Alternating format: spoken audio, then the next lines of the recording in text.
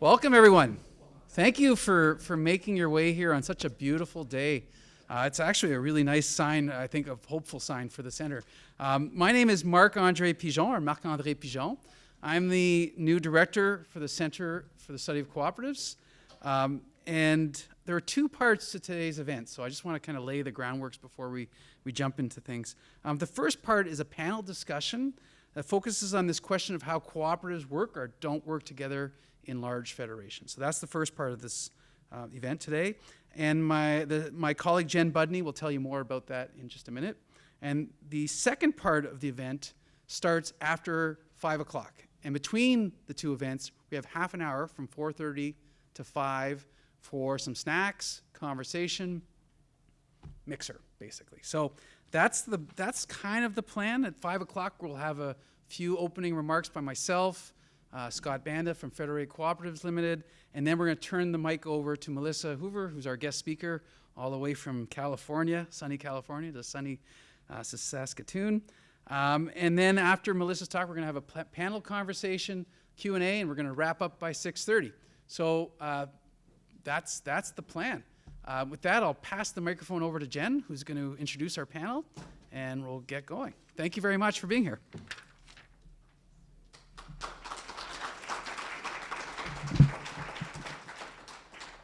Hi, everybody. So it's my great pleasure to echo Marc-André's welcome to you all, and to thank you for coming to our event today.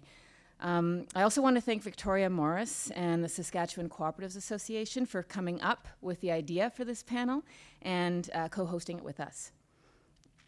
I want to acknowledge that we're on Treaty 6 territory, which is the traditional territory of many First Nations and the homeland of the Métis. And I want to reflect on this a little, which I will throughout this introduction. Land acknowledgements are a relatively new feature of academic presentations here at the University of Saskatchewan, and they're an important first step on our path to reconciliation. They certainly didn't take place 35 years ago when the Center for the Study of Cooperatives was founded. And I want to acknowledge that our event this afternoon is overlapping with this year's Wet'suwet'en conference at TCU Place. This is an annual conference focusing on respectful Indigenous inclusion and engagement in community-based settings. So I know that at least some of you are taking time away from Wet'suwet'en to be with us today, and I want to thank you for making that sacrifice. Our overlap with Wet'suwet'en gave me pause to reflect a little on what we're going to talk about today, and about the equation of reconciliation with inclusion. My good friend, the Cree artist Ruth Cuthan, often asks me, when we talk about inclusion, why is it always Indigenous people having to assimilate into white culture? Why can't white people assimilate into Indigenous culture? So in Ruth's absence, I want to introduce this panel by assimilating our discussion a little into traditional Cree teachings and challenging everyone in the room to think about the problem we're addressing today in terms of the 4 directions as conceived by the Cree whose land we're on. I think taking a step back to see the bigger picture can be useful. So for those of you who don't know, the 4 directions of the medicine wheel, north, south, east, and west, refer to the 4 aspects of human beings that need to be in balance. Those are the spiritual, the physical, the emotional, and the mental. This first panel is about the future of cooperation in co-op federations. As most of us know, earlier this year, Calgary Coop, which is the largest member of Federated Co-ops Limited, announced it would stop buying its groceries from FCL and instead purchase them from Save On Foods, FCL's rival. It hasn't pulled out of the Federation, and it still buys its gas from FCL, but its switch to Save On for groceries signals a problem, if not a crisis, in the Federation. It poses questions about many things, including the responsibilities of members in the Federation, and that will be addressed today. But similarly, we're also noticing that credit unions are increasingly thinking about going it alone with their central entities. So Coast Capital Savings, for instance, has federalized and by law no longer needs to retain a membership with Central One. And finally, we've also witnessed some cooperative organizations pulling their funding from federal advocacy groups like the Canadian Credit Union Association and Co-ops and Mutuals Canada.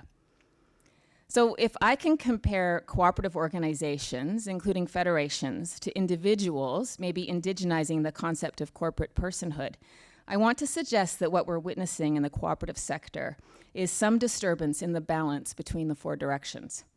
In this framework, the spiritual might refer to cooperative values, the physical to financial and other sources, other capital. The spiritual might refer to, the emotional would refer to an entity's or structure's legitimacy or the sense of legitimacy that members have, and the mental to the leader's perceptions of the future. So I'm pretty sure that at least one of our presenters will talk about this tricky balance, if not in those terms. My point in tying this cooperative dilemma to the Four Directions teachings is to emphasize that the understanding of the importance of balance in a system has been understood since time immemorial. So we're not struggling with anything new here. That said, we are clearly in a time of rapid change, destabilization, and uncertainty. And what's happening in our cooperative and credit union sector seems in many ways to reflect the larger global instability. Luckily, we have some experts here to help us try and make sense of all this, and it's my pleasure to introduce the panel, which is composed of 4 of my favorite conversationalists, which I think also makes me a geek. So I will present them, and they can come up in order of their presentations, and hopefully I'm getting this right. Dr. Murray Fulton is a fellow in cooperatives and public policy, as well as director of the Johnson-Shoyama Graduate School of Public Policy here at U of S. And with Brett Fairbairn, Murray was one of the first researchers at the Center for the Study of Cooperatives nearly 35 years ago. We have on display over by the wall some memorabilia from the center over the last 35 years, and in the center there is a photograph of some of the early fellows and researchers and staff of the center, and it's my challenge to you all to try to identify them. There are some little post-it notes and a pen, and you can make your best guesses. Next, I believe Brett Fairbairn, a fellow in cooperative history and governance at the Center for the Study of Cooperatives, past faculty member at JSGS, and currently president and vice chancellor at Thompson Rivers University in Kamloops. To us, when he's back here, it seems like he never left, but I'm sure coming from Kamloops, it seems like a long way away.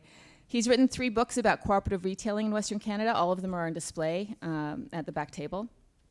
And next, Dionne Pohler, Dr. Dionne Pohler. She's a fellow in cooperative strategy and governance and an assistant professor at the Centre for Industrial Relations and Human Resources at Wordsworth College, University of Toronto. She's formerly a professor here at JSGS, and she's authored or co-authored numerous scholarly papers on cooperatives and credit unions, along with many op-eds in collaboration with Brett and Murray. And finally, Dr. Marc-André Pigeon, my boss and director and strategic research fellow at the Canadian Centre for the Study of Cooperatives. Prior to his arrival at U of S, he worked for several years as Assistant Vice President of Public Policy at the Canadian Credit Union Association of Ottawa. Thank you.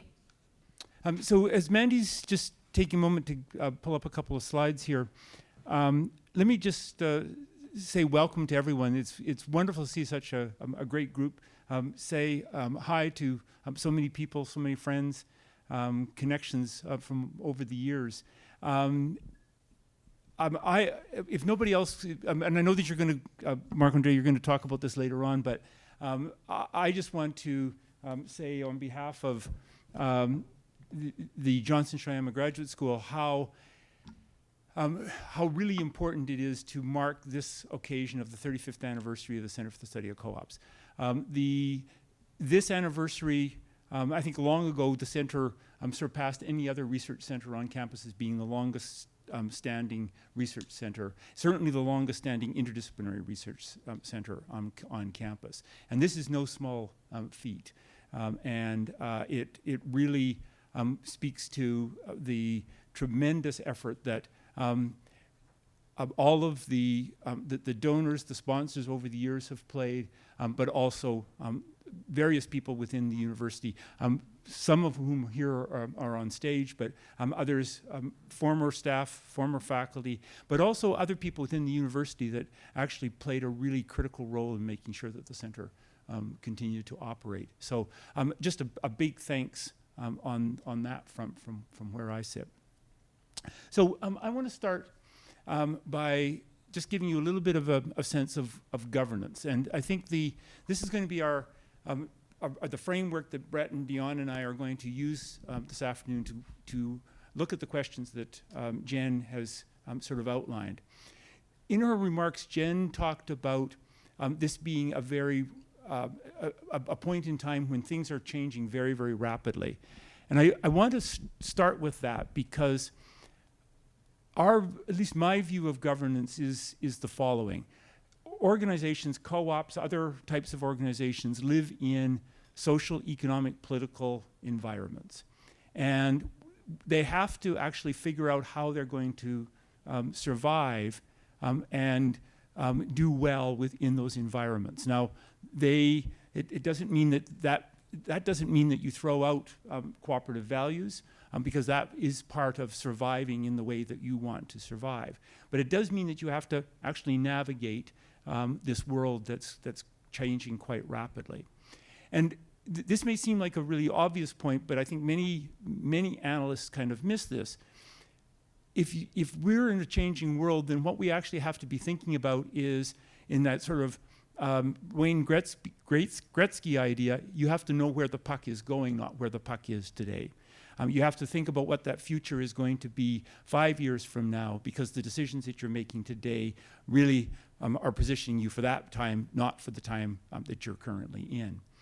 And so if you think about that, and you think about what's really critical are the decisions that are going to place you within this environment, then you come to what we consider to be the question about governance, and that is who gets to decide what. And the belief here is that if you put different people with different roles, different responsibilities, different interests in decision-making roles, that you will come up with different decisions. And that may position your organization in a better place or a worse place down the road. And that's our approach to governance. Now, to take that a little bit further, we think that there's 3 key elements that you need to address when you're, as these people are making decisions. There's actually 3 different areas that they're kind of playing in, or that have to be addressed. And these are overlapping, but you can nevertheless see them as distinct. And what Brett and Dionne and I will do this afternoon is go through all 3 of these. I'm going to start with strategic interdependencies. Brett's going to look at the cognitive models, and Dionne's going to finish up with legitimacy.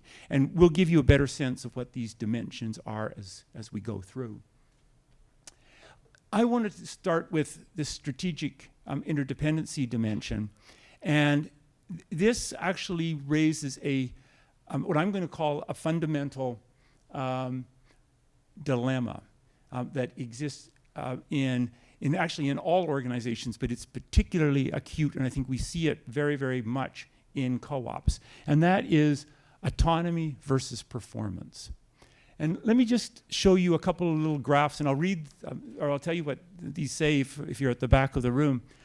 This one says, you've got these 2 people in this little fishing boat next to this big trawler, and one of them says, give a man a fish, he eats for a day. Teach a man to fish, he eats for a lifetime. And the other person says, overfish, and soon no one eats. Okay? So this is this autonomy efficiency dilemma. Give everybody that autonomy to do what they want, and you may end up everybody overfishing, and then nobody gets anything, and that's not efficient. This next one, for those of you who can't see it at the back, is a bunch of people stuck in a traffic jam, and every one of them is thinking exactly the same thing, which is, if these idiots would just take the bus, I'd be home by now. Okay? And again, it's this autonomy. Everybody wants their autonomy. Everybody wants their own vehicle. But at the end of the day, that can be quite highly inefficient. Okay? So those are kind of fun ways to express this. Now I'm going to get sort of, to use Jen's word, turn on my geek side. And this is the geek way of talking about this dilemma. So you can position yourself along this sort of spectrum of, you can have high degrees of autonomy. Likely, in most instances, what we know is that you will then have low levels of efficiency. Or you can get much higher levels of efficiency, but you have to give up some autonomy. And that is the dilemma that all co-ops face, but federations are particularly faced with this particular dilemma. And let me just, to now take this into, and Jen started off the conversation, so we're going to talk a little bit about the Calgary co-op decision and the cooperative retailing system and federated co-ops. If we take a look at the retailing sector today, I would put, and I'm just going to talk about the grocery business here, I would put Sobeys, Save-On Foods, Loblaw up in the highly efficient, but very, very little autonomy, local autonomy in a store. In fact, very, very little. That's where they would sit, way up in that corner.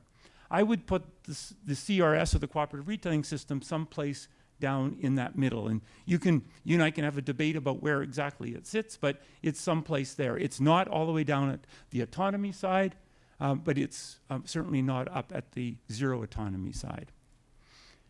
Just a couple of instances, just a couple of examples to kind of illustrate that this is actually something that's been an inherent part of the cooperative retailing system since its beginning.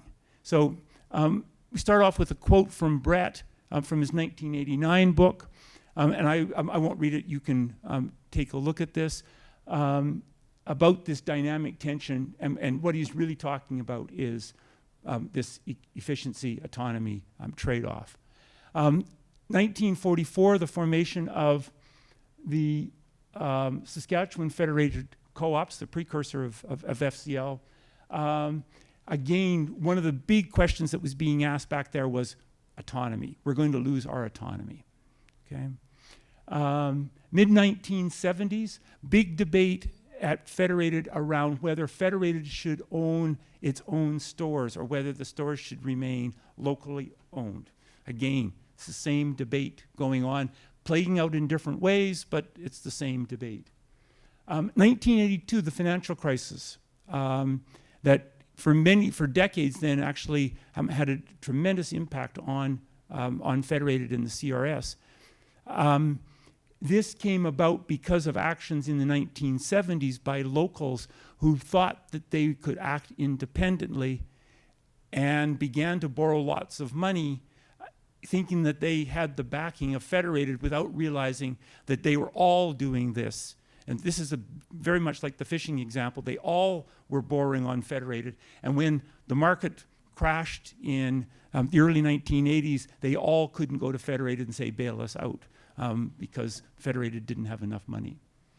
And then we can go into the early 2000s, or maybe always, where there's this proliferation of the co-op logo, even within the cooperative retailing system, and different stores, different co-ops having slightly different logos and different branding on their stores.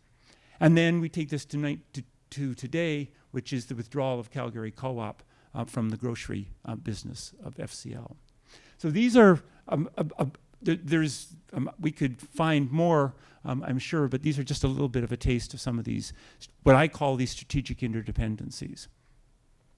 So the question that I think, one of the questions that obviously arises is if there is this trade-off, and Calgary Co-op sort of pulls itself out, at least on the grocery side of CRS, where does this place Calgary on this continuum, and where does the CRS and Federated end up moving? Do they then shift in some way because that changes their internal dynamics in such a way that they have to relocate someplace differently on this graph? And where does it put Calgary Co-op? I think what you get from what they're saying is that they think they'll move to the right, okay? But it is quite possible, and Brett and Dionne and I have written an op-ed, that it could actually eventually move them to the left, where they actually have less autonomy. And I think this is one of the questions that they have to be thinking about as they progress. Very quickly, just to kind of bring this to a close and pass this on to Brett, I think I would be remiss if I didn't leave you with some ways to think about how you can manage these strategic interdependencies. And the literature has suggested that there's a couple of ways of doing this. There's more than these, but these are a couple of them. One is to use a set of design principles that Eleanor Ostrom in some of her work has really very, very nicely enunciated. And these are, to quickly recap them, create a well-defined set of boundary about who is in and out of the group, allocate benefits and decision-making rights in proportion to each member's contribution to the central organization, have mechanisms in place that allow the members to create and modify the rules of the system, and then ensure that the rules are enforced quickly and fairly. And in the words of Eleanor Ostrom, what you need are willing punishers, people that will actually take a bit of a hit in order to say, what you're doing is incorrect in terms of what this group needs, and we're willing to punish you in some way, shape, or form. The other way that people have talked about addressing the problem that I've outlined here is to create an identity. And the elements of this is you have to create a well-defined group, which is actually matching. This is partly what I think Ostrom is getting at. And then partly what you want to do is create a strong sense of the appropriate behavior. This is the rules, okay, for an upstanding member of the group, okay? And so in the case of federated, it might be that the rule is buying from the federation. And then I'll leave you with this as I turn this over to Brett. There's a problem, though, in a federated structure. And this is part of this interesting dynamic, is that in cooperative federations, there are at least two possible identities. One could be the larger system, or one could be your local. And the question that then arises is, how do you see yourself? Do you see yourself as the local primarily, or do you see yourself as largely part of this larger group, and you say, that's what good behavior is about? And this is a question that really you can't answer. This comes down to what these particular groups do. And with that, let me turn it over to Brett. Well, thank you very much, Murray. I was listening to your comments and listening to Jen's and thinking I'd like to hear both of you talk longer. But I was quite taken by Jen's introduction, and certainly thinking that today I've come here to Treaty 6 territory from Secwepemcúlecw, which is a vast region in the interior of BC that since time immemorial has been governed by the Secwepemc people through structures that are not really very distinguishable from federations. And the thought that we could learn from Indigenous governance about how federations work, I think, is a really logical thought.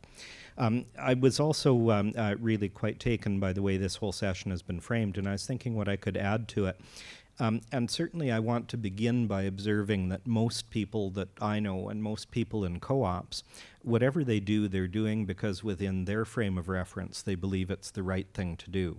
So when we're looking at the decisions that we're talking about with respect to Calgary Co-op, the question I'd like to tackle is what can we imagine about why the decision makers at Calgary Co-op would think within their frame of reference that what they're doing is correct for the future of their institution. So this is about cognitive or interpretative frameworks which are held by individuals, but which also I think get ingrained in organizations and are maintained by organizations, cultures, and governance structures. So one, it would be a great research project. I think someone, if you can get access to the directors and managers at Calgary Co-op these days, you should go in and interview them in depth and find out about how they think and how they see the world. I'm not able to do that for you today, but what I can do is talk a bit about history and about the glimpses into the history of Calgary Co-op and its relations with the cooperative retailing system more widely, as I've experienced those through the three books that Jen mentioned, in where I did the research in 1987, in 2003, and in 2017. And as you can see in the picture there, in 1987, when I did that first book, I was 15 years old. As I recall, I think Harold Chapman was on my editorial committee for that book, and he's in the room today. So that's what I'd like to do, is from the glimpses into the history of Calgary Co-op, what might we infer, what might we imagine about the cognitive framework that they're being guided by. And of course, it is a particular group of people being guided by that cognitive framework. We know that it's 9 members of their board of directors, it's a number of members of senior management, but I think there are also some continuities over time. So let me see if this is helpful to you in understanding the situation. So 1987, in my first dive into the cooperative retailing system as an academic researcher coming in from outside, what I found in Calgary was a large and very distinctive co-op that was basking in the glow of a long run of growth. So very successful. For a generation, it had been the largest retail co-op in Western Canada and the only really successful co-op in one of the major urban areas in Western Canada. So very, very unique, very distinctive, and really an epitome of what it meant to be successful as an urban co-op. And by way of background, co-ops did not take root easily or spontaneously in cities in Western Canada. In fact, as I've been thinking about this for today, I think the retail co-ops that we have in Winnipeg, Regina, Saskatoon, Calgary, and Edmonton all got started because they were supported or created from above by central wholesale organizations. So you could delve into the history, but in Saskatoon and Regina, certainly the co-ops were assisted by the staff of the wholesaling and processing facilities present in those cities who boosted the organization, the membership, the profile. In Winnipeg, the first attempt to form a big consumer co-op there failed and had to be relaunched in the 1950s under a management agreement with Federated Co-ops. And in Calgary, the origin story is an interesting one. Some of you will remember the United Farmers of Alberta from those days. They operated retail stores in cities. And the origin of Calgary Co-op is one of those UFA corporate stores in downtown Calgary, which UFA sold to the Alberta Co-op Wholesale Association, one of FCL's predecessors. And for about 5 years, FCL, in its earlier form in Alberta, the ACWA, ran that store and sort of tried to build it up. And there was a group of people who thought it should become an independent co-op. And interesting, in 1954, a questionnaire was sent out to 4,000 patrons of that corporate co-op store, asking if they wanted it to become independent, and only 66 replied. And the story goes that a farmer sent in a check for $50 towards making the co-op independent and wrote at the bottom of the check, "For a lost cause." So this was an interesting beginning for an urban co-op. The UFA and the wholesale helped the co-op finance its mortgage and get going. But what followed was a long run of success under some prominent individuals. So Gordon Barker is the chair of the board for 30 years.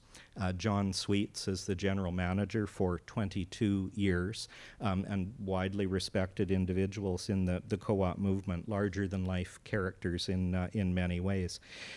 So I had the opportunity to interview Barker just after his retirement from being chair of the board of Calgary Co-op in 1987, and he commented to me, "Always farm for a dry year." He was a rancher.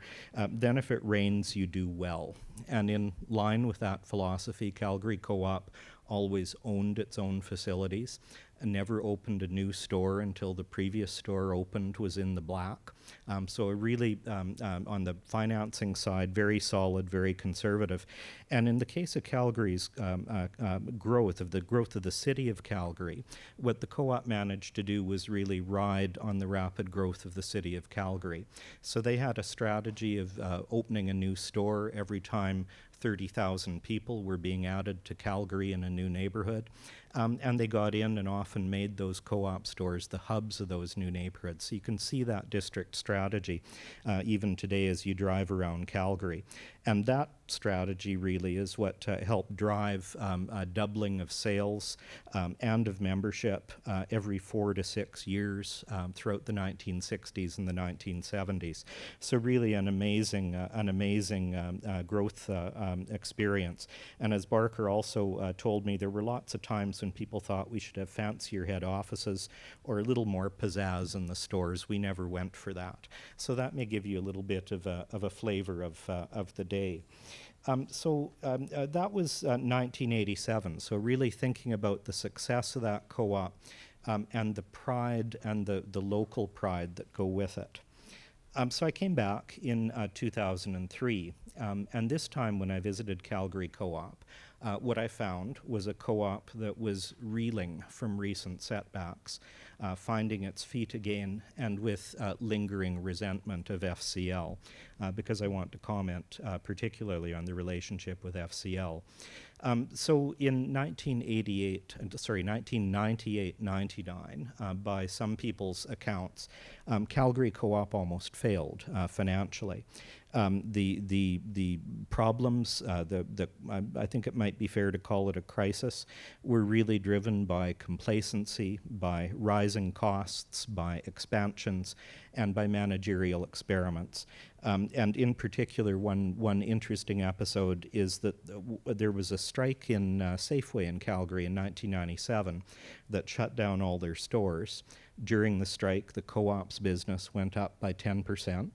As their business went up, their costs went up. And the next year when the Safeway strike was over and their revenues fell again, their costs didn't fall. So that's kind of the essence of it. So the co-op's earnings fell from $22 million on $591 million in volume to earnings as low as $12.5 million in 1999. And that's at a time when their patronage refund from Federated was $18 million. So in the co-op retailing system, one of the benchmarks that's often used is whether the local retail makes an earning for the year that's greater than its patronage refund from Federated. So really they're kind of earning something locally before the patronage refund from Federated comes in. And Calgary was not. They were losing money prior to the FCL patronage refund. The relationship with Federated was one of the things that was at issue 20 years ago. By the accounts of several people I interviewed, Calgary's CEO monopolized the relationship with the board of directors, prevented Federated from getting in, but also prevented the board from having much interaction with Calgary's other managers. And in monopolizing that position, the CEO essentially poisoned the relationship with FCL. Federated was badmouthed so consistently that even frontline retail staff in Calgary Co-op knew to gripe about FCL whenever a customer had a complaint. And that's kind of remarkable because most consumers in Western Canada don't know who FCL are. But somehow in Calgary, people heard a lot about it. The co-op complained that they were unable to live on the margins that they had with FCL's prices, and therefore that they had to go outside the system for bargains. The fact that they went outside the system to source some of their products while also trying to claim funds from within the system's pools for marketing promotions was a sore point with Federated and with other members of the co-op retailing system. When the co-op invited in a private management company to do a review of the management of Calgary Co-op, it resulted in the CEO departing, and the board of Calgary Co-op invited Federated in to rescue their co-op. That was a very difficult and controversial decision under the circumstances, as you can imagine. So in a co-op where many people thought FCL was the problem, the board invited FCL in to be the solution. And the directors who were particularly opposed to FCL resigned when that happened. They claimed that Federated was in a conflict of interest when it came to Calgary Co-op because they were just one of Calgary Co-op's suppliers and would run the co-op for their own financial interests. As it happened, Federated sent in more or less its whole management team. Vice presidents from Saskatoon, from Federated Co-op's home office, were in Calgary much of the time, reorganizing the operation. Under Federated's oversight, 23 of the head office staff were laid off in the first week, including all but one of the vice presidents, so essentially the whole management team, and 22 more middle managers in the neighborhood co-op centers were laid off in the weeks that followed. So what the Federated people reported finding was a hostile environment, fear and suspicion deeply ingrained, the result of years of criticism and blame. One person recalled to me that people in Calgary doubted whether FCL was sophisticated enough to understand a retail as big as Calgary. They feared that under FCL's leadership, they'd turn Calgary Co-op into something like a farmer co-op, that they just couldn't understand a sophisticated urban co-op. So lots of doubts and suspicions. And one of the people I had the opportunity to interview was the chair of Calgary's board at the time, Barry Ashton, who was an interesting person because he was elected as a director to oppose FCL's influence on Calgary Co-op in the midst of all this turmoil, and stayed on as the chair. And what he described to me was really that Federated's involvement was a necessary evil. Calgary Co-op needed that at the time, but his job was to make sure that Federated's influence was as short as possible and to kind of get them out of there. One of the other people that I was able to talk to was Federated's Calgary Co-op's new CEO, Milford Sorensen, who was brought in under a search that Federated ran, but Sorensen actually came in from outside the co-op retailing system, which was an interesting phenomenon. And that theme of managers coming in from outside is one that comes up. But he kind of confirmed to me that in his view what had gone on is that Calgary was an organization that, quote, became somehow intrigued with their own success and felt they could do nothing wrong, end quote. And given that philosophy, then we're certainly hostile to Federated's influence. Following all of this, the co-op did turn around. Sales and earnings increased in 2000, 2001, and so on in the years that followed. So that was quite different from my first visit to Calgary Co-op. My third dive into the co-op retailing system a couple of years ago, I think what I'd highlight is really the impression that all of the urban co-ops in the big cities in the West were stretched and straining to match the competitive environment that they were and are facing. And certainly at the time also that Calgary was visibly beginning to try to differentiate its brand from the wider co-op retailing system. The problems in the cities were to do with low margins, the competitive nature of the business, but also the increase in the competition and the consolidation of the competition. So this is the period in which Jimmy Pattison's Save-On Foods group expanded outside BC. Sobeys bought the Safeway stores, and all these companies were trying to position themselves and invest and grow in the cities, expanding the capacity, if you like, to sell things to people, greater even than the population was increasing. So if it's interesting to think about that this is a bit of a, if not a price war, then a kind of a trade war among these big enterprises. And the co-ops certainly were aware of this and realized that in the long run, this was an existential threat in all of those cities. So the feeling I got in every one of those major centers was really that the co-ops in the urban centers needed to grow. They certainly might need to cut costs, they needed to invest, they needed to expand in order to meet this competition. And that awareness of tightly stretched costs, growing competition, need to grow, was apparent everywhere. We saw some of that played out, I think, in Saskatoon in the strike that occurred here when the board of directors and management believed that it was necessary to reduce labor costs in order for the co-op to do what it needed to do. But similar strains in other ways in other cities. So certainly Red River Co-op in Winnipeg feels stretched by growing in the food business, which was new to them. And I have no doubt that Calgary Co-op felt stretched as well. It's worth noting that Calgary has a huge volume of business. Their biggest product is groceries, food. And that's one of the products in the co-op retailing system that has pretty narrow margins. So in the year I looked at the statistics, 2017, Calgary purchased $673 million worth of stuff from Federated. Their net earnings were $37 million on a total volume of business of $1.2 billion. And if you run the math, before the FCL patronage refund, their local earning was less than half of 1% of their volume. So it certainly fits the general picture. But what I was really interested to see at Calgary was the tensions around brand, and Calgary Co-op trying to distinguish itself and position itself in a certain way in its marketplace in ways that were less and less coordinated with other co-ops. One early sign of that that I came across in my interviews was Calgary developing its own buy local program. They called it Best from the West. They began by focusing on Alberta beef, and at the same time they were doing that, the wider CRS was also developing its own buy local program and marketing that other co-ops were using. So these competing or duplicating efforts were interesting to see.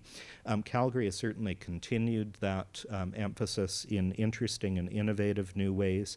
I was intrigued to notice on their website this summer the idea of pop-up farmers markets organized by the co-op to bring local produce to consumers in Calgary. It was also evident to me that Calgary's philanthropic campaigns were not coordinated with the system's giving.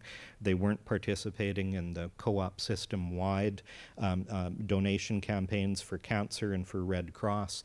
And it was really evident, I thought, that Calgary's donations were targeted in ways that supported the brand they were developing. So their giving was focused on food security, on nutrition, on food sustainability. So really reinforcing their emphasis on fresh and local food.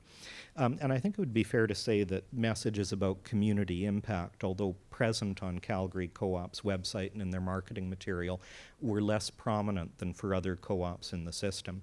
So they were presenting themselves as a co-op and that they were good for the community, but the way they did that was perhaps subtly different than how other co-ops did it. And I particularly noticed their membership incentive program that they publicized under the moniker of Me Wards. So rather than rewards, it's Me Wards. So at co-op membership pays now with Me Wards, your membership gets you even more value. Sign up for Me Wards weekly promotions, treat it as a coupon that's always in your pocket. So interesting to think about that alongside the kind of marketing the wider system has around you're at home here and all the other messaging that they use. Well, so what to make of all that? Well, I guess maybe 4 observations that I'd make. So Calgary appears to be concerned with long-term survival. And that concern is a plausible one. It's an understandable one that a co-op in an urban centre in Western Canada would have right now. I have no doubt that they're right to be concerned and that their margins are very thin. Of course, what you do about it is an interesting question. And you could increase revenue. I don't doubt they have to reduce costs. I'd be curious what they do to reduce their local costs as opposed to simply working on the wholesales costs. Second, it's clear from that history that Calgary has a history of going its own way, of believing that success is unique and local, and of getting expertise from outside the co-op retailing system. I think it would be really interesting to know more about how Calgary Co-op understands and remembers its history, especially those events in 1998-99. I looked up the Co-op's 50th anniversary publication from a bit more than a decade ago.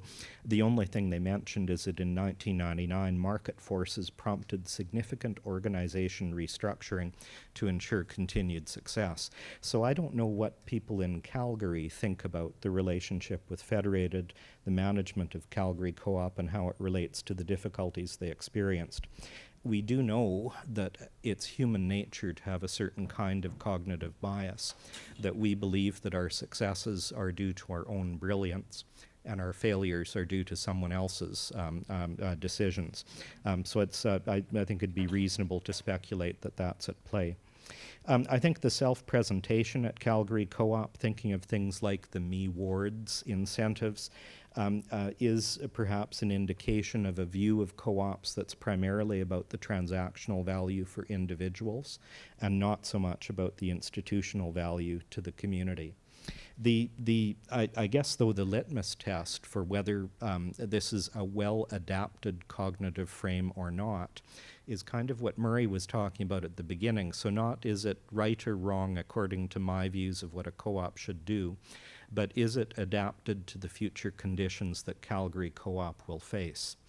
So that's the critical question, and I guess I do wonder about that. So when I look around the world and I see examples of successful retail co-ops, all the major examples I can think of in the world have to do with primary local retail co-ops that are integrated with in their business operations with federated or other kinds of centralized co-op wholesales. So if you look at successful co-ops in the United Kingdom, Scandinavia, Switzerland, Italy, Japan, wherever you look, you see that the success of retail co-ops goes together with the success of their centrals and their federations. So I don't know of good examples internationally of it working for even a $1.2 billion retail co-op to go it alone without that. But time will tell, I guess. Thank you, Brett. Murray. I'm going to be talking a little bit about legitimacy. And I just want to start by saying that I've really for a long time been interested in the challenges of governance and strategic decision making in cooperative business federations. I've done research on federated and in the credit union system, and also on Co-op Atlantic, which is a co-op business federation out in eastern Canada that actually failed a few years ago. And so when we think about what a co-op business federation is, I think Murray nicely outlined that it's a group of autonomous local co-ops that sustain extremely high levels of economic coordination through shared governance of a separate central organization. In this case, for federated co-ops as that central organization, and Calgary Co-op is one of the members. And people, I think, often make the mistake of assuming that successful business federations are actually integrated companies. People often mistake federated cooperatives limited and the entire CRS in this way. In fact, every time I write an op-ed, people inevitably write to me and confuse what Federated Cooperatives Limited is. And I think there are a lot of ideas about the CRS as an integrated company that just are not accurate. So I think this speaks a little bit to the broader public in terms of how the public views the CRS, which actually does tie in a little bit to legitimacy I'm going to talk about in a second. However, the thing that I think everybody needs to be really cognizant of is that cooperative business federations often mirror lively representative political democracies. They're rife with tensions among member co-ops, but especially between the members and the central. And in this way, actually, we can learn a lot, talk about political and social components of it. We can learn a lot from the European Union and the challenges there. We can learn a lot from Indigenous federations and the challenges that places like FSIN have faced over the years. And so they're constantly having to balance conflicting pressures of efficiency through centralized coordination and autonomy or local control, as Murray already pointed out. And so to resolve these tensions really requires a set of governance arrangements that are perceived to be legitimate by the stakeholders to the federation. And so what do we mean by legitimacy? It's really just a perception. It's a perception among external and internal stakeholders to organizations or a system of organizations like the CRS, that the organization's actions are desirable or proper, and that they don't violate strongly held norms. So the question we could ask then is, for whom is legitimacy of the CRS, of Federated, of Calgary Co-op's actions in general important? Who are the stakeholders that matter in this strategic decision? And we definitely can say that the members of Calgary Co-op matter in terms of considering how they view the decision.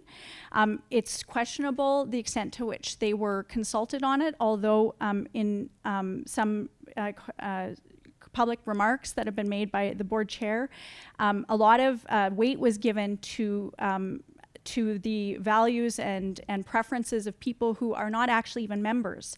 I think a large proportion of their business comes from non-members, and a lot of weight was given to whether or not those customers perceive Calgary Co-op as a good place to shop, which is important. That makes up a large proportion of their business and shouldn't be ignored, and for other urban co-ops as well. But also, I think the stakeholders that were really not considered in this decision about the legitimacy, how the decision would be perceived, are FCL, the central organization of this system, and the rest of the co-ops in the cooperative retailing system. And so this begs the question about whether or not those are stakeholders for whom the legitimacy of Calgary Co-op's decision should be considered, whether or not the board should take into account their opinions, their values, their norms. And I think the other thing that has to be asked about this is whether or not this is actually part of a classic free rider problem in cooperative business federations. And to just sort of summarize in terms of asking some of these questions around legitimacy, Marie, if you can put up the next slide, I think that it does beg the question about how should the rest of the CRS accommodate Calgary Co-op's decision? I think that's a really important question. What are the norms and expectations around membership in the cooperative retailing system? Can co-ops, the local co-ops, pick and choose what works for them? My mom used to tell me I couldn't be a cafeteria Catholic. I ended up leaving the Catholic Church, so that might be an outcome that happens in other cases as well. But I think that is a legitimate question, right?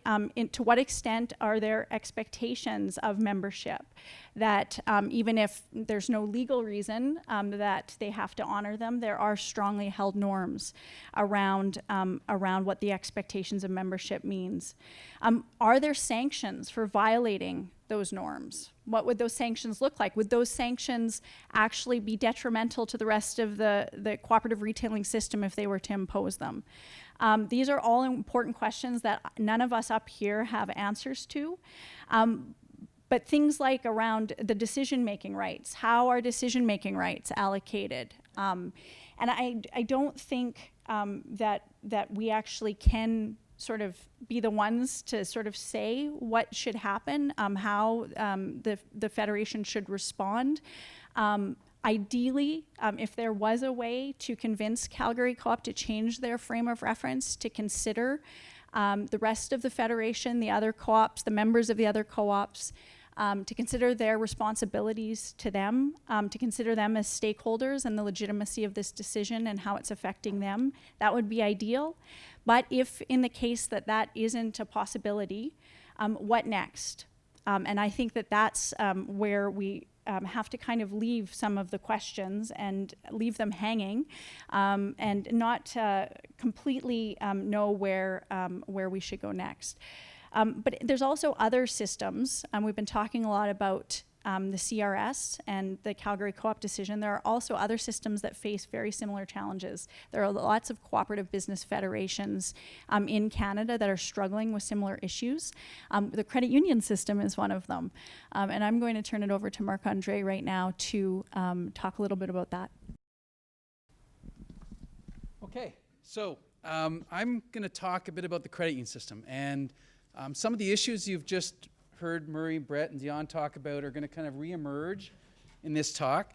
I've tried to title my talk in a way that hopefully it kind of captures the essence of what's going on.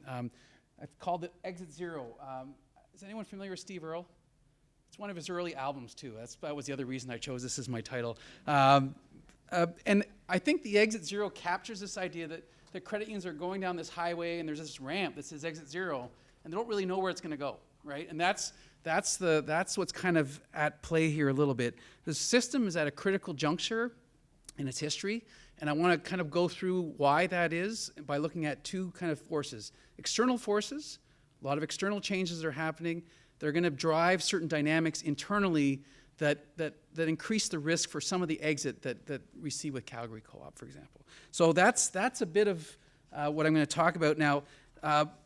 These external threats, people might say, well, the system's always dealt with external threats, and that is very true. The system has gone through lots of episodes of big changes that threatened it in some way, shape, or form, whether it was digitalization, telephone banking, ATMs, online banking, all these things in the 90s. There was merger threats from the big banks. There was entry from new competitors. There were a lot of threats happening in the 90s, but the system sailed through that quite well.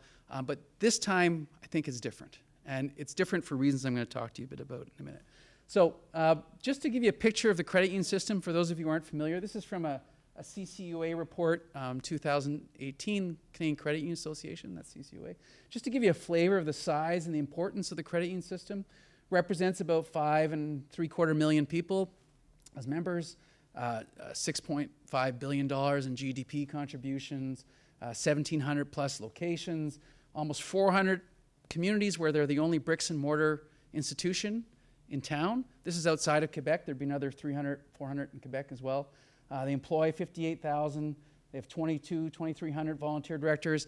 They have a lot of, relatively speaking, gender representation from women on their boards and in the executive suites. So it's a pretty good system. There's stuff this system's doing that's worth caring about, I guess is what I want to say. They also give back to their communities 4 or 5 times what the banks do in terms of a proportion of pre-tax earnings.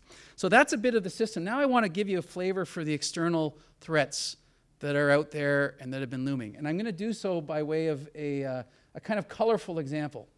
This is from 2017. This is by an advisory that was issued by the Office of the Superintendent of Financial Institutions, OSFI. How many of you know what OSFI is? Oh, wow, really? Okay. That's not supposed to happen. Okay, anyway, they put out this advisory, and I was working at CCU at the time, and the advisory, we saw it coming, but it was still a bit of a shock. They were going to impose or start enforcing restrictions that have been in the Bank Act for almost since Confederation around the use of these words bank, banker, banking, and derivatives thereof by non-banking institutions, non-federally incorporated banks or bank-like institutions. So credit unions were going to be caught in this web of enforcement, and the enforcement penalties were pretty severe. You could go to jail for using these words at your credit union. You had to change your signage, your marketing, your websites. You couldn't call it online banking anymore. You had to change your contracts. There was a lot of costs and a lot of competitive dangers from this advisory. Like I say, it's been in the Act for a long time, but the federal regulator decided to enforce it.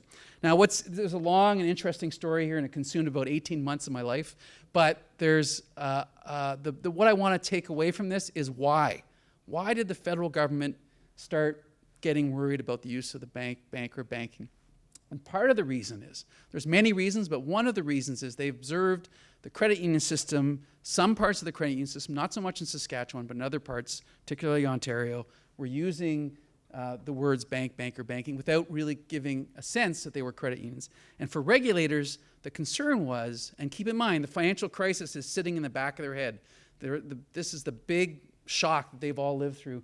The big concern they have is that if there was ever a problem with the credit unions, that the members wouldn't turn to their provincial folks, they'd turn to the federal folks, and then the federal government would be somehow holding the bag for a provincial problem. So this is the kind of jurisdictional issue that was lurking in the background. The other thing that was lurking in the background, this is just the tip of the iceberg.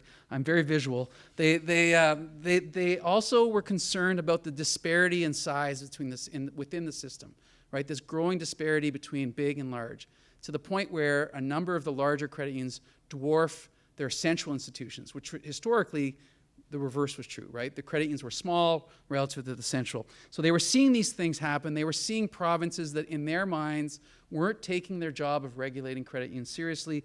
And this banking issue was just one way that they could try to put a little bit of pressure on the credit unions and the regulators to kind of step up their game a little bit. So there's been a big, and I say consistent policy direction since the crisis from federal regulators directed to provincial regulators and down through them to credit unions to kind of get their game in gear. That's the basic idea. Now, there are other external threats. There's fintech companies. These were the other targets of this banker, banking thing. If anyone's seen the Financial Post, they have these mogul financial ads repeatedly in the newspaper. That's a fintech company. They're like a banking-like entity. They don't have a bank charter. They're not incorporated as a banking institution. They're not credit unions. They're other, but they too were using the words bank, bank, or banking. And the concern there is, from a credit union perspective, is that these entities could disrupt the banking space. They could be the Ubers of banking, right? They could take up, McKinsey, a big global consulting firm, estimates that 30% of the loans are up for grabs. There's this. Now, I've been long skeptical of this policy, of this threat, but there's a policy that's coming down the line that actually could make it very real. It's called open banking, and that's basically this idea that members will own their data and can kind of use it to get better deals elsewhere. Right now, you own your data, but it's very hard for you to share it with other people, other entities. In this world, that would be very easy to do. And so it would be like a Trivago or a Kayak, or you could go on, feed in your banking information, all your loan and borrowing and saving behavior, and then the Trivago of banking would tell you, oh, I can get you a good mortgage here, or I can get you a good deposit there. And this makes exit of the member very easy, right? The member is no longer kind of tied to their financial institution. And then at the background of all this, another external threat is the big housing market concern that lingers even to this day, and it's kind of reigniting lately, so I think that concern's not disappearing. Now, for the longest time, the way the system managed these threats, these external threats, was through, I'd characterize as voice. They had to work collectively to address these threats in some way, shape, or form. And they were at least obliged to work together to some extent by legislative requirements in a number of provinces to be members of their centrals. They had to come together in these forums to collectively cooperate. At least the threat of exit was not a very real threat. So this is from Manitoba's Credit Union Act. A credit union must be a member of the central. There was no exit opportunity here. You couldn't do what Calgary's doing in Manitoba. In Alberta, same idea. Saskatchewan, a little less clear, but there was nowhere to go. You couldn't really exit a central in Saskatchewan. There was no real option. So voice has long been the form or the way that credit unions, I'd say, have dealt with these external threats. But what's happened in the last few years is this real possibility of exit. Credit unions leaving the centrals, right? The first and most obvious way is through becoming a federal credit union, exiting provincial jurisdiction and becoming a federal entity. And the minute you do that, you're no longer bound by the rules. You can go off and do pretty much what you want, and you don't have to be within the central. You don't have to use voice anymore to express your displeasure with things. Even in Saskatchewan, I've got here, there's this been long-standing potential anyways to withdraw, but it's like I say, it's been pretty moot. But now there's this option. These options are much more real than they ever were before. So that's a bit of the kind of context that the external forces are coming into play with an internal dynamic that has shifted quite dramatically in the last 5 to 10 years. And I'd characterize this as a bit of a game. Now, I don't want to necessarily go through this game with you in detail because I don't have much time. But the point is that once people start seeing it as a game, once the people start worrying about what the other credit union in their province is going to do, then that kind of can feed its own logic, its own kind of rationale for behavior that can be destabilizing. And so that's my concern. I think this little game that I've set up here is basically trying to show quantitatively, illustratively, how if a credit union decided to become a federal institution, they might have some advantages by moving first relative to another credit union. If they both stay, they could maybe adjust the regulatory framework to be advantageous, but if one leaves, they get a better deal. So that dynamic, this is not completely fictitious, could easily disrupt the system. And that's another component of this exit threat. It really starts playing, setting up a game kind of logic that can be, I think, disruptive to working together. So I just want to conclude by showing you a few images, and you'll probably recognize, I'd like you to try and think about what these next 4 images have in common, okay, these 4 brands. So this is one. Does anyone know what this one is? I know, Brett knows. You want to tell us, Brett?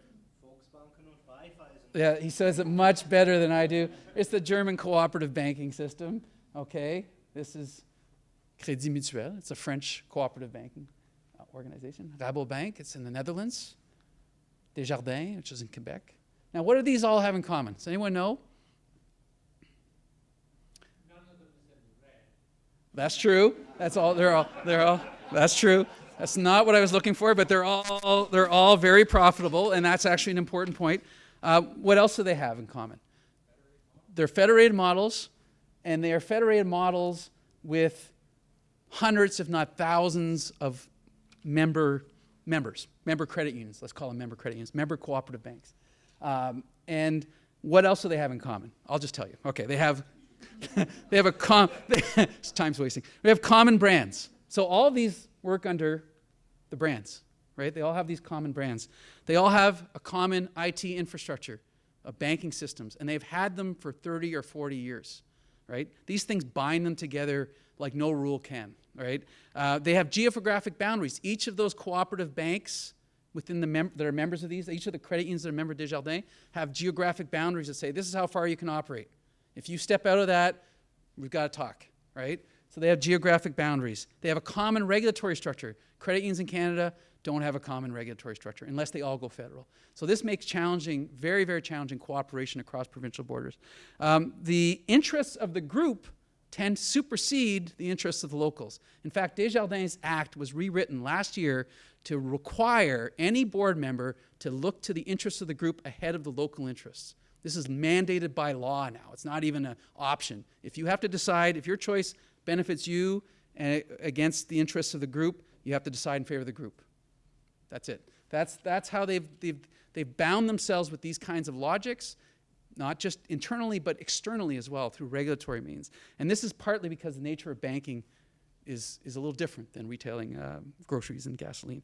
The other thing that's common is exit from these systems is extremely, extremely almost impossible. In fact, in France, there's a Crédit Mutuel Arkea. It's in the Bretagne region of France, is actually attempting to exit Crédit Mutuel, and they've been at it for 3 years unsuccessfully because the European Union, the French state, and the Confédération have all put in big roadblocks, and it's almost probably not going to happen. But they've been trying. But it's just getting out is really, really hard. Once you're in, you're in. There's a lot of opportunity for the system to work together. I just worry a little bit that this new dynamic of exit potential can play havoc with those communication networks that are still there, still vigorous, but face this new internal threat, not external threat. So that's my talk. Thank you very much.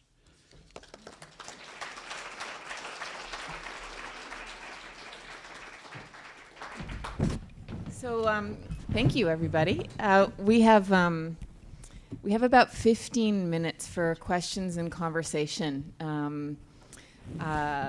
I don't know if any of you answered any of the questions that we posed, and so I'm assuming that some questions, as Dionne put it, we just can't answer at this point in time. So it's going to be about finding out what happens along the way. But there may be other questions that people in the audience have at this point. Yeah. Anybody? Yes. Oh yes, I'll pass you the mic so we can hear you. Really hard. There we go. We have two up here, right? We could have one in the audience.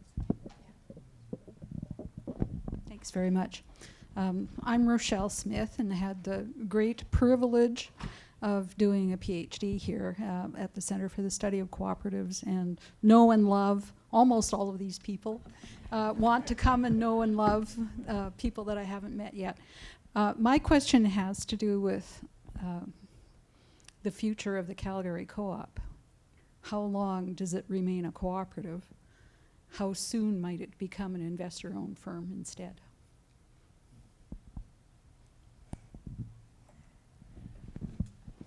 So I can start. Nobody wants to answer this one.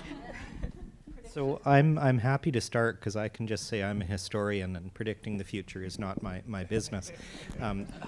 But I was kind of hinting at what I can say on that subject in the closing remarks that I made. So it's one thing to document what view an organization has, and it's significant if they're committed to remaining a cooperative in their own view of what a cooperative is. I'm sure they don't intend to demutualize, but that the question of whether it's viable, I think, is really the path to consider. So thinking about the demutualization of the wheat pools, people didn't start off saying we're going to demutualize. They started off saying we have a bigger, better, new way of doing things that no one's tried before. And the ultimate effect of that, because it wasn't viable, is they were in a position where they were compelled to demutualize. So I guess that would be the concern. It really hinges not on whether people are intending to cause that to happen. I don't have evidence of it. But really it's about whether the idea of a freestanding retail that deals with the suppliers it chooses to without locking into a co-op federation, whether that idea is viable in today's world. Let me just add something quickly to that. Let me start though by saying I think there's a joke around that economists make other with their predictions make other people look like downright geniuses. So as an economist, anything that I predict, I think you have to take with a grain of salt. I think the point I would sort of add to what Brett's just outlined is we need to think about, in order for Calgary Co-op strategy to work, they need to be able to, Marc-André is using a very good language here about exit. What you need is the ability for the strategy that Calgary Co-op wants to use to remain as a co-op and independent. It has to have the ability to be able to exit from any of its opportunities, any of its wholesalers, and move to another one to get a better deal. That is a cornerstone. Otherwise, it will be caught in a position where it can be then taken advantage of within that system. And what the credit unions that Marc-André talks about, what they've got around is by they then own that system enough so that they can have some control over it. But if you don't have that, then you have to rely on exit. And so the question I would ask is, will Calgary Co-op have sufficient opportunities for exit? Can they get out of their contract with Save On Foods and move to one with Sobeys or with Loblaw, or be able to come back and deal with Federated? So I think we can actually start to look at where we would get the answer to your question, but I don't know what the answer will be. I think somebody mentioned this earlier, that Calgary Co-op has released very little information about its decision, either to its members or to the public. And we don't know, do we, what the nature of the agreement is with Save On? Nobody knows this. So they might be locked in for a long time. Do you want to answer that too? Well, I mean, so two things. One is Murray is sort of getting at the possibility that Calgary Co-op could face the hold-up problem, right? So that now it gets locked in. It's enticed to Save On Foods, which in the Co-op Atlanta case, many of the locals were enticed to leave the system and purchase elsewhere as well. And in the long run, right, if they have the ability to change those terms and conditions, and Calgary Co-op doesn't have other options, that I think is the big problem. I also wanted to just also raise, because in some ways what's interesting, academics tend to sort of try and explain things that are happening. And one of the things that I think all of us somewhat struggle with a little bit, and it comes out in things like when we're writing the op-eds, is that we're actually participating in the discussion, right, in the conversation. And by us putting our ideas and opinions out there, we're actually affecting the kinds of decisions that are being made. And I find that a really uncomfortable place to be as an academic. In fact, I sent Marc-André an email saying, do you think I should have written that op-ed? Just to say, because part of what it is we want to raise these kinds of questions and issues, but we also fundamentally know that the people who can make the best decisions for the system are the people who are engaged in those systems every day, and we're just here to sort of raise the questions. And so in some ways asking us to make predictions, right, sometimes can then lead to a self-fulfilling prophecy. And my preference would be that the system players who really understand the dynamics, the challenges, who were part of the 18 meetings that Calgary Co-op did with the board about this issue, who are part of the discussions and negotiations with Federated and Calgary Co-op, that they all get together and sort of lay out sort of the new rules, the new norms about how they're going to navigate this, and that they try and take into account the things that we're saying they should be aware of without sort of using them as necessarily what is sort of thinking that we're telling them particular ways to go. Does that make sense?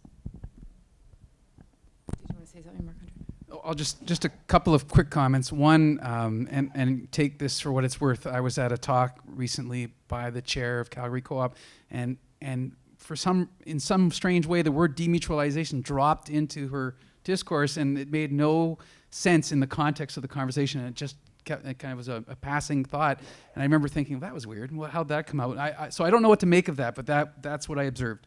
The other thing I'll say is kind of a bit against that is I sense anyway, especially in the credit union sector, and I might be wrong, but there's a real openness to rethinking the cooperative identity that wasn't maybe there a few years ago.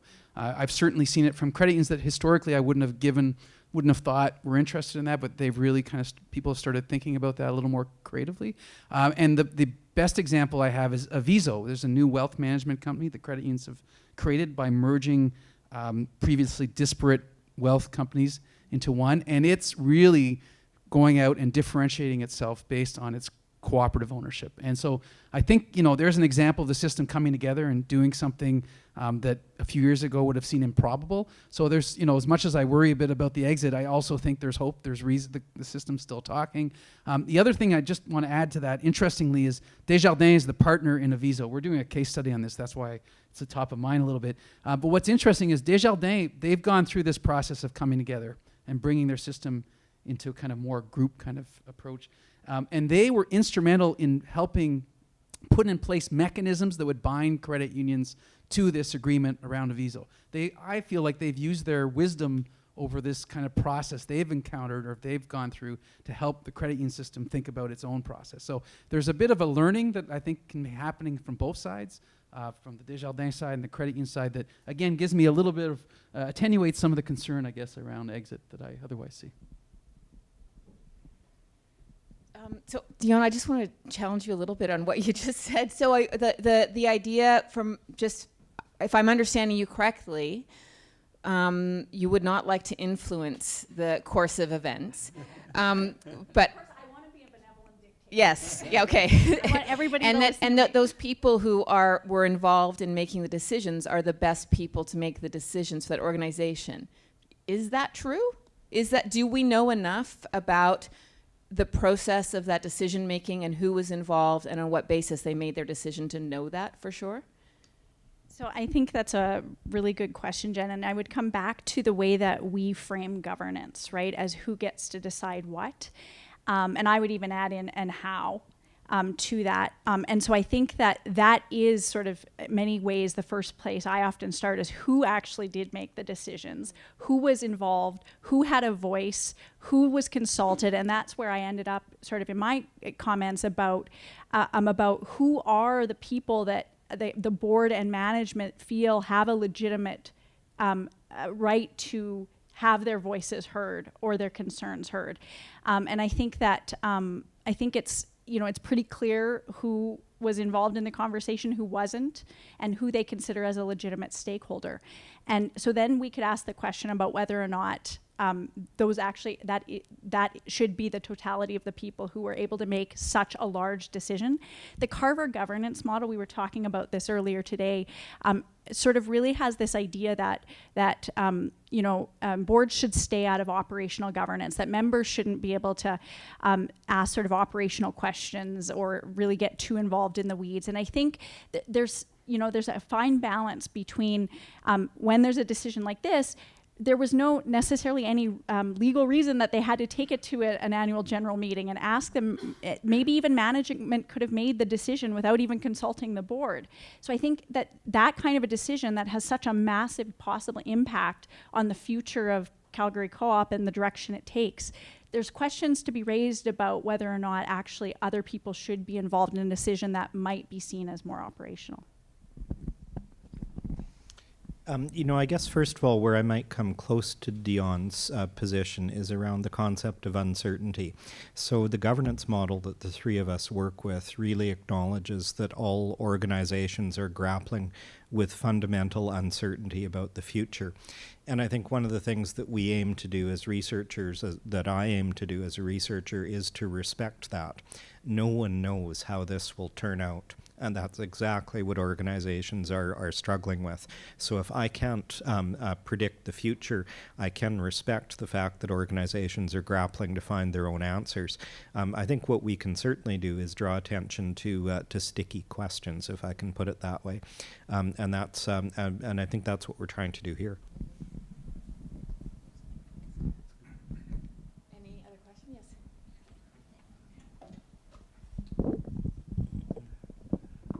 Yes. I find this just tremendously interesting, but I haven't heard anybody talk about members and the role of members in these decisions and involving the members in these decisions. You know, when these organizations were first developed, the people that developed them had real problems.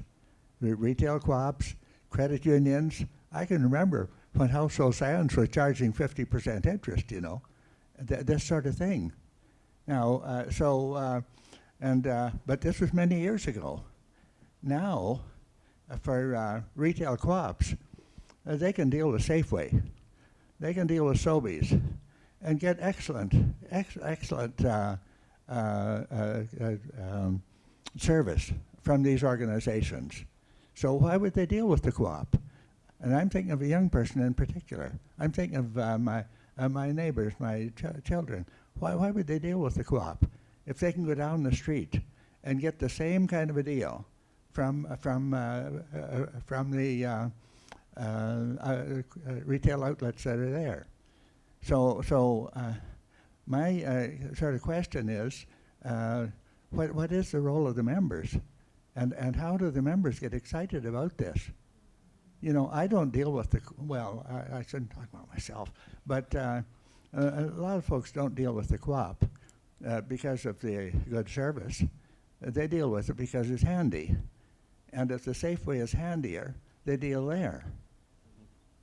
Now, I deal with the co-op because I want to be part of an organization that helps to serve the community, you know, and but for the folks that are joining the co-op these days, how many of them have any concept of the really reason for having a co-op in the community? Mm-hmm. So I don't know whether you folks would have any comment on this, but I'm real concerned about the Saskatoon co-op with with over 120,000 members, and who attend an annual meeting with 500 people there, and really, why are they concerned about what the Calgary Coop does? You know, that's really the question. Do you have any comment on that? Boy, we need a week, Harold. I have to. So those are great questions. So I do know that there are people in retail co-ops, in credit unions, in other kinds of co-ops, thinking about those questions and thinking about it from the perspective of new generations of members.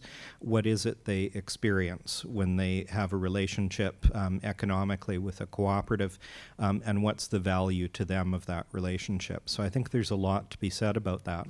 In today's economy in Canada, I think a lot of the answer to that probably needs to be about social and cultural dimensions of that relationship, and not about the sort of existential economic need that was there in the 1930s. So I think that it's a good topic of conversation. I know there are people thinking about it. There could be more thinking about it, as well as innovative ways to engage members in decision making. One of the sort of obstreperous thoughts that occurred to me is, if you looked at what Calgary Co-op is doing, and didn't even ask how should a co-op handle that decision. If all you asked was how would a socially minded corporation handle that decision, right? So corporate social responsibility suggests that when you have decisions that have a big impact on people, that there should be some consultation with the stakeholders who are affected. So I think I'd actually expect a corporation that practices CSR to have had more consultation with members, more consultation with other co-ops in the system. So whether or not it's required by co-ops to consult with members, it's kind of ironic to think that if you put a corporate lens on it, you might consult with those people as stakeholders. So there is, in this story somehow, there does seem to be a devaluation of member experience and member voice. Thank you, Brett. Any last words from the panel? Well, I just would like to say that I think, so I grew up in a community where co-ops, I really didn't know anything about the co-op values or principles. The co-op and the credit union were the only businesses. They were very much about the meeting an economic need. I think that co-ops have to continue to be, especially in urban areas, to be able to compete. They actually have to focus on still addressing economic need, providing mortgage for credit unions, mortgage rates that match those of the banks. I think that those are absolutely critical components, and so efficiency matters, performance matters. But I also think that co-ops, if they don't just want to be just like other businesses, they actually have to think about how they can compete, leveraging whatever strengths they can from cooperation. And in some cases, the answer may be actually that cooperation does not help them. And so in which case, sometimes, organizations serve their purpose, they may need to go their own ways, but I think that should always be front and center. If you're a co-op, is how do we compete very much on par with all of the investor-owned firms by leveraging cooperation to actually compete better. Two quick comments with respect to the credit unions, and then we're going to wrap up. Right. One, any big change like federal incorporation requires member support, so that's baked in. You can't get around that. So the other thing is that the regulator, unlike in retail, there's an actual regulatory oversight that's pretty heavy, and there's a public policy lens that's brought to that oversight that looks at the broader interests of the community. So there's this other actor in the financial sector that you may not have so much in the retail space that does play a little bit of that voice as well. Different voice, but a voice nevertheless for the member public writ large. So something to keep in mind for credit unions. I think we're good. Okay, so we are going to have a half an hour break. We have food and drinks out in the foyer here. Lobby. Lobby, is that what it's called? And I don't know what the difference is. I want to thank our panel, Murray, Brett, Dionne, and Marc-André, for a wonderful presentation and conversation. And I know that they will be willing to continue the conversation if you can grab them out there by the food. And we come back here at 5 o'clock for the second half of our celebration. Thank you.